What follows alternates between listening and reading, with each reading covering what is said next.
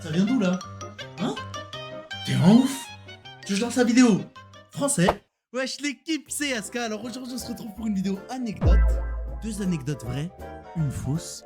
Tu dois savoir c'est laquelle. Est-ce que t'es un bon détective même? Est-ce que toi t'es un bon détective? On va voir, doucement, soyons pas pressés. Devant ça saigne, elle veut que je rentre par derrière eux.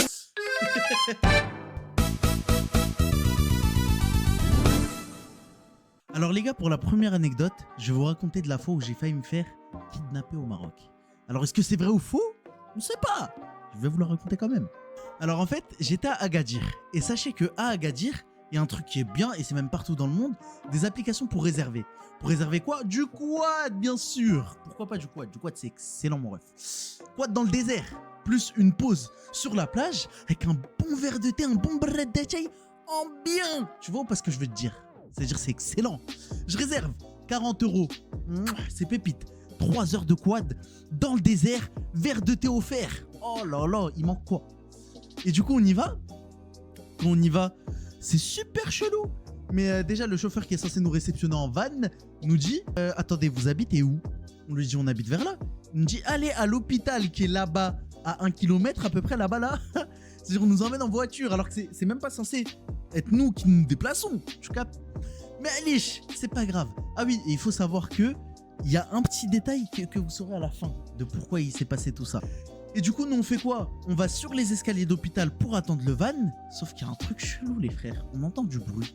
Genre des petits cris. Ah. Des gens qui récitent des sourates. On capte pas. C'est bizarre. L'hôpital, lui, c'est comme ça. Mais on se dit, Belek, il y a un mort. C'est pas bien et tout. On voit dans la voiture à côté. Et on croit, hein, on n'est pas sûr. Parce que oui, je vous ai dit on. Je suis avec mes 2 cousines à ce moment-là. Et du coup, nous, on croit que y a simplement un mort ou un événement tragique ou quoi. Une personne possédée. Voilà. En amont et en aval, les frères. Donc c'était chaud. C'était un petit peu chaud pour nous. On avait un petit peu, pas peur, mais peur. T'as capté? Ragelonas, on va pas dire peur, mais t'as compris. Après, vient le moment où le chauffeur, il vient nous chercher. 20 minutes où il nous cherchait. Il était là, il rôdait. Il savait pas où on était, alors que c'est lui qui nous a dit l'hôpital. Mais c'est l'hôpital qui se fout de la charité, justement. C'est pas grave. Après ça, on décide de faire quoi? D'aller dans le van. On y va, la route elle se passe bien. Il y avait des Somaliens. On a parlé avec eux en anglais et j'ai su ce jour-là que j'étais nul en anglais. C'est ce qui a fait que je me suis amélioré en anglais plus tard. Dieu merci. Je flex, je sais. Et du coup, après ça, on arrive là-bas. On voit les quads, on est émerveillés. Alors que je vous jure, ils sont éteints. Ils sont éteints. Parce que j'ai su c'était quoi des quads après, t'as vu? On y va. Et les gars, je vous jure, la formation du quad, je n'ai pas vu une formation aussi nulle que ça. Techniquement, tactiquement, c'était nul. Il s'était passé quoi? Je vais vous montrer exactement ce qui s'est passé. Je vais vous refaire le truc. Alors c'est bon, tu es bien assis sur le quad. Oui. Alors il y a 2 boutons. Ça accélérer, ça freiner. Je n'ai jamais fait de quad de ma vie. On me dit t'as 2 boutons, un pour accélérer, un pour freiner. D'accord. Non, moi ça me va, ça écourte le truc. Et sachez que il y avait plein de familles. Il y avait une famille d'un daron, je sais même pas quoi. Aussi, c'était un gros français. Il y avait sa famille, il y avait d'autres familles rebeux, tout ça. Tout était carré. C'est-à-dire, on commence par manier le quad, voir comment on fait, tout ça, c'est cool. On arrive, déjà, on nous a dit que c'était sur le désert. Je vous jure, les frères, c'était trab. Pour les Arabes qui ont compris, c'était juste un gros espace de poussière et de sable, mais pas du vrai sable, tu sais, le sable de la rue. Le sable de dehors, tu captes ou pas? Mélangé à de la terre, des trucs. Moi, je me dis, oh, en vrai, on a payé 40 €, ça va. C'est léger. Je rigole, je l'aime pas, elle. C'est léger. Et du coup, on part pour faire du quad. On commence et tout. Moi, je commence à me dire, vas-y, Rajelounos, je commence à accélérer. Je commence à mettre des petites vitesses, tu vois. Et je kiffe. Je suis à fond. Voyons pas comment je suis. Je suis vraiment comme ça. Et du coup, après ça, il se passe quoi? Moi, sachez que je suis quelqu'un qui prend la confiance. Je suis quelqu'un de très confiant. Tu captes ou pas? C'est-à-dire, je vois que je maîtrise un truc. Je commence à faire le malin. Sauf que après ça, il se passe quoi? Bam, des virages. Moi, 1, 2 virages, 3, je prends la confiance, et je lève. Genre, non, pas je lève pas le quad, c'est faux. Je ne lève pas de quad, je sais pas faire. Mais je suis littéralement comme ça. Ça, c'est le quad. Moi, dans les virages, t'as vu, t'es comme ça, t'es censé être comme ça. T'as vu, assis, pour faire attention, tu tournes comme ça après. Non, Moi, j'étais comme as. Après ça, au niveau des virages, bah, tu sais, il commence à avoir beaucoup de fumée. Ça veut dire quand il y a de la fumée, si tu dois t'arrêter, tu fais du bruit pour alerter, tu mets tes feux, tu fais un signe, tu fais un truc qui montre que t'es là, parce qu'il y a trop de fumée. En fait, il y a une personne qui, le grand et gros daron, qui s'est arrêté. Sauf que moi, je ne sais pas qui s'est arrêté. J'avance. Bon, je suis debout. Comme je vous ai dit, je suis debout. Je suis debout comme ça avec le quad. Je tourne. Et là, au moment de tourner,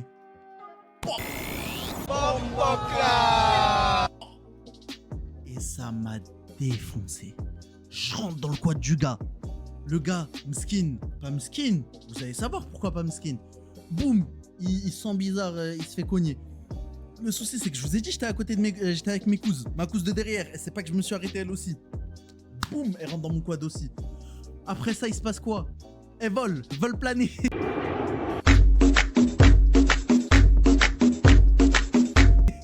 Il se passe quoi pour moi? T'as le cache du pot d'échappement du quad qui se retire. Je me dis, ça sent le cramé, ça sent bon. Est-ce qu'il nous préparait un petit truc? Non, c'est ma cuisse. C'est ma cuisse qui brûle. Ma cuisse était sur le pot d'échappement.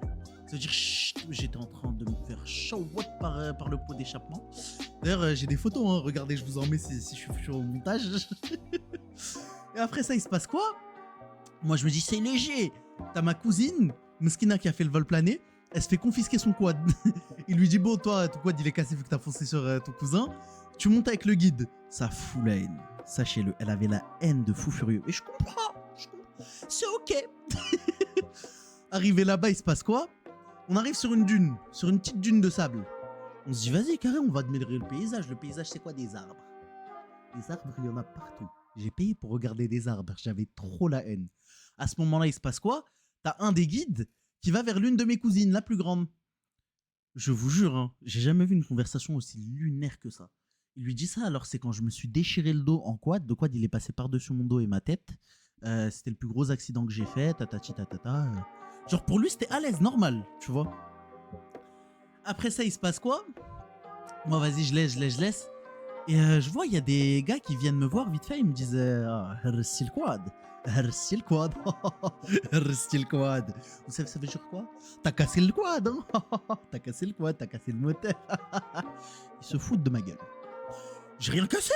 Je suis désolé. Après, qu'est-ce qui se passe? Qu'est-ce qui se passe dans l'espace? Pardon, c'est autre chose ça. Et du coup, là, il nous blague. Il rigole, il nous blague à Thomas. Wesh, on l'a.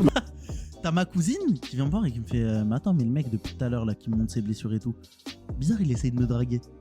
Wesh, chelou. Ça veut dire que je vais la voir, je reste avec eux, etc. au cas où. Et on redémarre. On continue tout droit.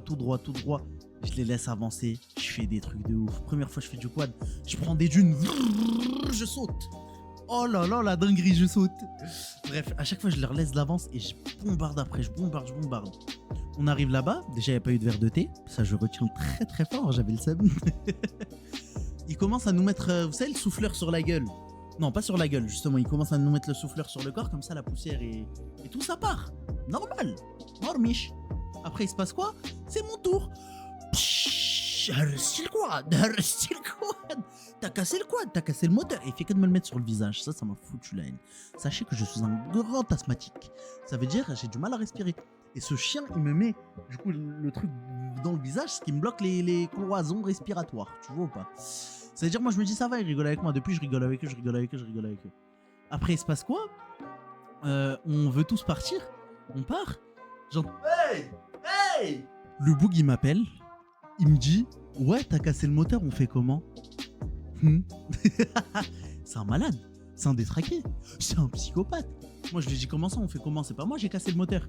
Il me dit, c'est ton quad où le moteur il est cassé. Sachez que le moteur du quad est au milieu du quad à peu près, pas à l'avant. Moi, c'est l'avant qui a tapé, donc c'est clairement un mytho. Il essaie juste de me soutirer des sous parce que je parlais en français avec mes cousines. Mais je sais parler arabe, carrément. Là, j'allais flex, mais j'ai pas besoin de flex, les frères. Et après, c'est quoi? On arrive du coup à ce moment-là où il me met la pression. Non, t'as cassé. Et le problème, c'est quoi? C'est que tout le monde commence à rejoindre le van. Ça veut dire que là, je suis à ça de ne pas rentrer chez moi. Et il force, et il force, et il force. Moi, j'ai rien cassé. T'as vu, va voir le daron là-bas, là, lui qui s'est arrêté, qui a rien mis. Il a pas signalé qu'il s'arrêtait, etc. Va le voir lui. Il me dit, lui, il l'a laissé partir. Et c'est quoi? C'est-à-dire, moi, je suis jeune, justement jeune français, etc. Il veut se la foutre sur moi, c'est ça?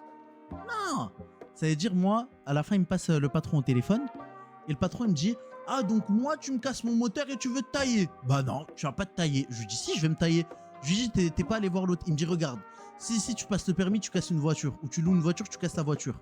Tu payes? Je dis, oui, mais en l'occurrence, c'est pas de ma faute à moi. Le coupable, tu l'as laissé partir. Il déblatère, il débite. Il parle. Ça me rend ouf. Ça veut dire, t'as ma cousine, elle fait, bref, dis-lui, tu lui passes le numéro de ton père, comme ça éclate. Il finit de parler, tu vois. Moi, au début, je continue à parler parce que je voulais qu'il comprenne que c'est pas de ma faute, qu'il aille chercher la bonne personne, tu captes? Après, il me dit quoi? De toute façon, tu vas pas bouger. Je viens avec ma voiture, je t'emmène à un endroit pour régler cette histoire là. Après, je t'emmène à ton hôtel ou je sais pas où t'habites, je t'emmène là-bas. Au début, je me dis, wesh, il est chelou. Je lui dis non. Après, il me dit, ouais, si, je vais t'emmener à un endroit, on va régler les choses. Ça veut dire quoi? Soit il veut qu'on se règle, mais à ce moment-là, je suis petit, ça veut dire, je vais me régler comment? Il va me régler. Il va me casser comme le moteur, c'est ça. Sauf que du coup, moi, je lui dis non, c'est mort. Bref, il force. Ma cousine, elle m'a dit, ça y est, arrête de parler avec lui, donne le numéro de ton père et casse-toi. Ça veut dire, c'est ce que je fais. Je donne le numéro d'Aron, il me dit, ouais, de toute façon, on sait très bien, on va appeler, tu vas jamais répondre, etc. Moi, j'ai dit, de toute façon, on est religieux, t'as vu? Ça veut dire, t'as ma bonne foi que si t'appelles, moi, je réponds, y a pas de souci. T'as vu? J'ai dit, moi, je réponds. Ils ont appelé mon père 3, 4, 5, 6, 7, 8 fois. Mon père, ils voit un numéro inconnu, arabe. Hein? Il répond pas. Il répond pas. Ça veut dire, ça finit par eux qui me crient dessus. Oh, reviens et tout. On n'a pas fini de parler. Genre, ils voulaient continuer. Et par contre, le mec du van, quel brava. Il a les bravas, justement. C'est un homme. Un vrai. Non, je rigole. Et du coup, dans le van, il commence à me dire, ouais, bon, je vous avoue, je suis désolé, vous avez commandé sur Viator. L'application, c'est Viator. D'ailleurs, c'est une bonne application. J'ai pas envie de disgrace. Mais quand vous commandez sur Viator et qu'il n'y a plus de place, genre ils ont vendu plus de place que prévu, ils vous emmènent quelque part d'autre. Et c'est ce qui m'est arrivé. C'est pour ça que je vous y retenais. Tu vois? C'est ce qui m'est arrivé. Et du coup, bah, j'attendais là-bas, justement. Non, il nous a dit là-bas, ouais, ils vous ont juste emmené sur le mauvais site vu qu'il n'y avait plus de place. Malheureusement, vous avez fait les frais de personnes qui ont voulu vous arnaquer et tout ça. Mais d'habitude, c'est pas comme ça. Je suis vraiment désolé et tout. C'est le mec du van qui était désolé. Alors que c'est pas lui qui a fait. Tu vois? Ce qui fait qu'après, on est rentré. Pendant une semaine, je dormais sur le dos. C'était horrible. Mais c'est pas grave. Alhamdoulilah, il m'est rien arrivé de plus grave. Et puis voilà, fin de la première anecdote. On passe à la deuxième anecdote.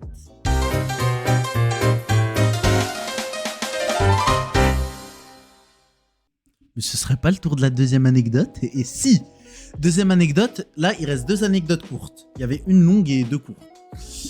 Quelle est la vraie, quelle est la fausse, on sait toujours pas malheureusement. Alors moi, en étant collégien, j'étais un peu spécial. Alors il s'est passé quoi? Le truc c'est que je venais de rentrer au collège et j'étais pas le plus baraqué, j'étais pas le plus confiant, j'étais pas celui qui allait exploser devant les autres. C'est pas parce que je suis arabe, déjà, je vous permets pas, non. Moi, la France, je la connais très peu, donc il vient me dire raciste à moi. Je t'explique, hein. J'ai une dent de requin qui vient de Madagascar autour de moi. Puis bon, j'ai même pas à me justifier. Puis là, je mange dans un kebab pakistanais, tu vois, donc je suis vachement raciste, attention, hein. Waouh! Oh non. Mais c'est quoi?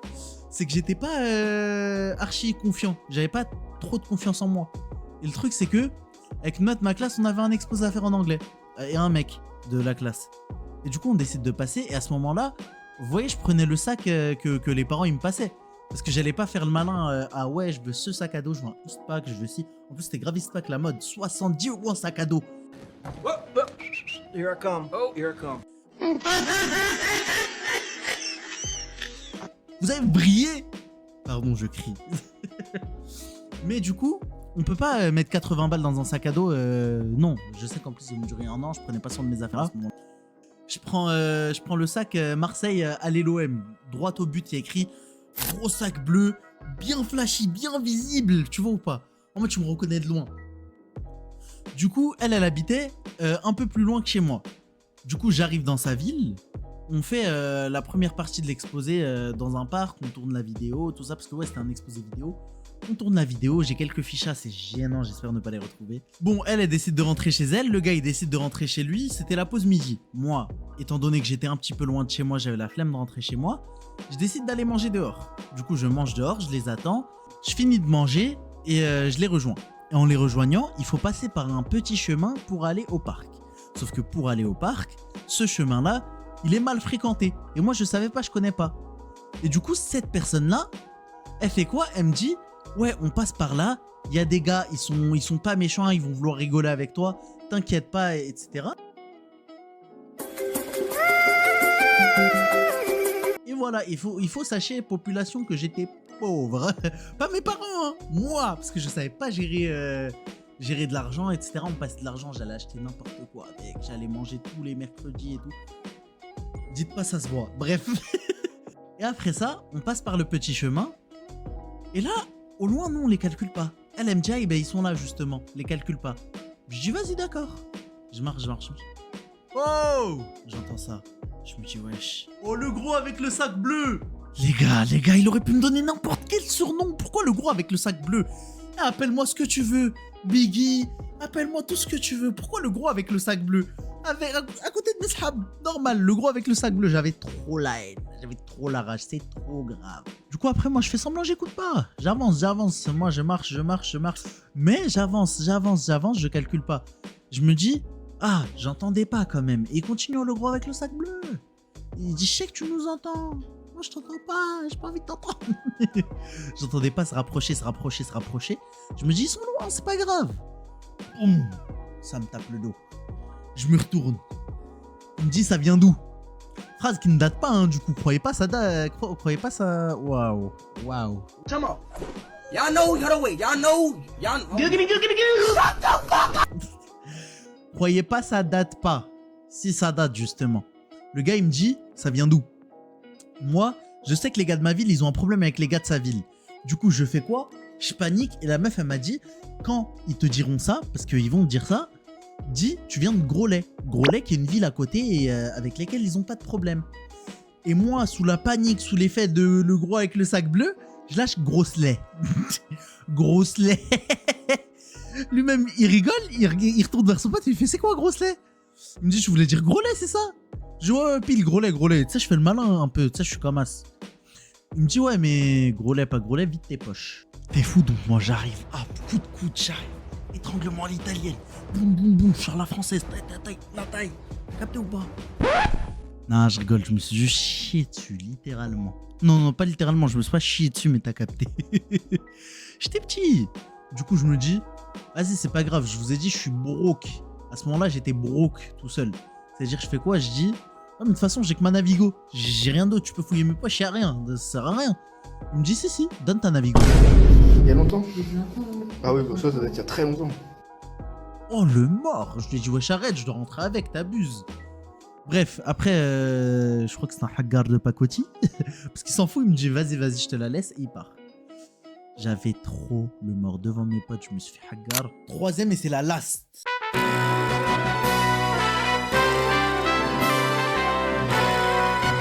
Du coup, les gars, troisième et dernière anecdote, et c'est la vraie.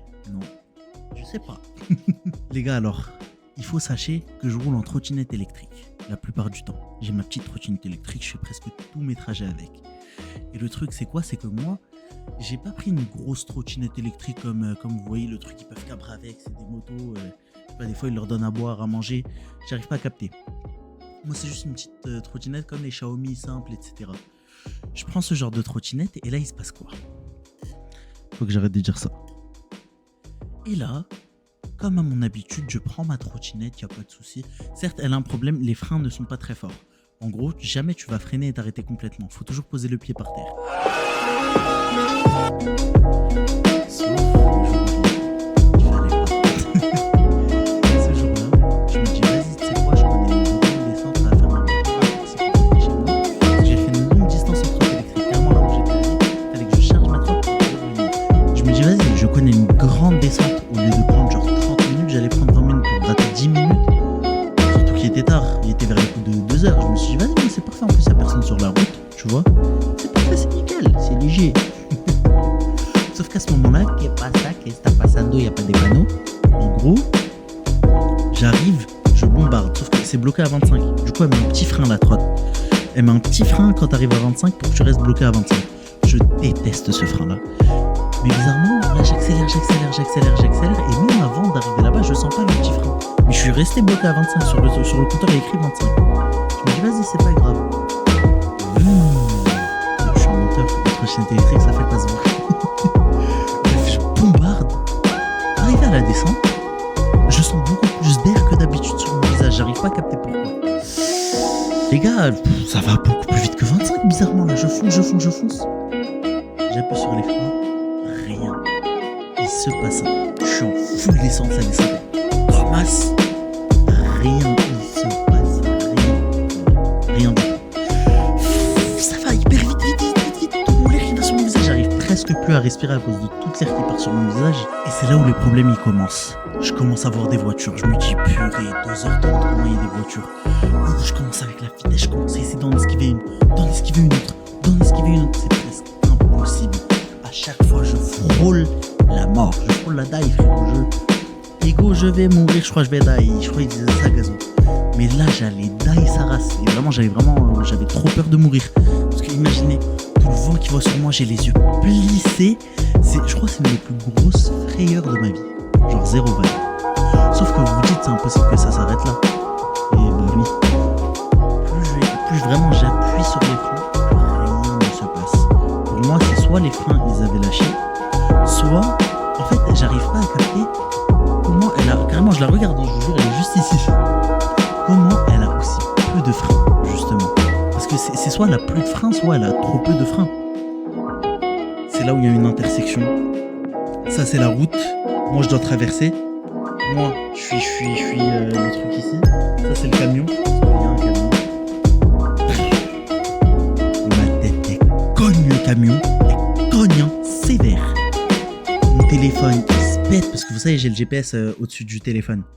Mon téléphone, il s'éclate par terre. Blackout. Gros blackout. J'ai plus de souvenirs. À partir de là, je n'ai plus aucun souvenir de ce qui s'est passé, à part être allongé dans un camion. Je me réveille, je suis allongé dans un camion avec une personne qui me tient la main et qui essaye de me parler. Imaginez la scène, hein. J'allais hyper vite, j'arrivais pas à m'arrêter, etc. Je me réveille allongé comme as avec un gros papa qui me tient la main. Ça va, t'es réveillé, enfin, et qui a hyper peur lui aussi. Désolé, j'ai pas d'énergie, je suis vraiment fatigué quand je tourne là. Mais du coup, c'est la fin de l'anecdote. Après ça va, le daron était gentil, il m'a emmené à l'hôpital au cas où. J'ai fait des scanners, mais la chose la plus bizarre qui s'est passée, c'est que j'ai eu aucune séquelle. J'ai eu aucun problème. Et la trottinette que j'utilise encore, hein, d'ailleurs, je viens d'y penser, je sais même pas pourquoi je l'utilise encore après avoir raconté ça. Bah, les freins fonctionnent maintenant. C'est pas ils fonctionnent, ils sont légers, certes, mais ils marchent. Waouh, elle m'a fait peur. Bon l'équipe, en vrai c'était ma première vidéo, ça s'est plutôt bien passé, à part lui qui m'a fait peur derrière. J'ai kiffé l'affaire, en espérant que vous ça vous ait plu. J'essaye de trouver d'autres nouveaux concepts, d'autres nouvelles choses à faire petit à petit. Mais en tout cas, merci beaucoup de l'avoir regardé. On se regarde après les frères. On se regarde, what the fuck, non. On s'attrape après. Vas-y les frères. Tchuss. J'ai oublié de vous dire, dernière anecdote, c'était la fausse. Cheh.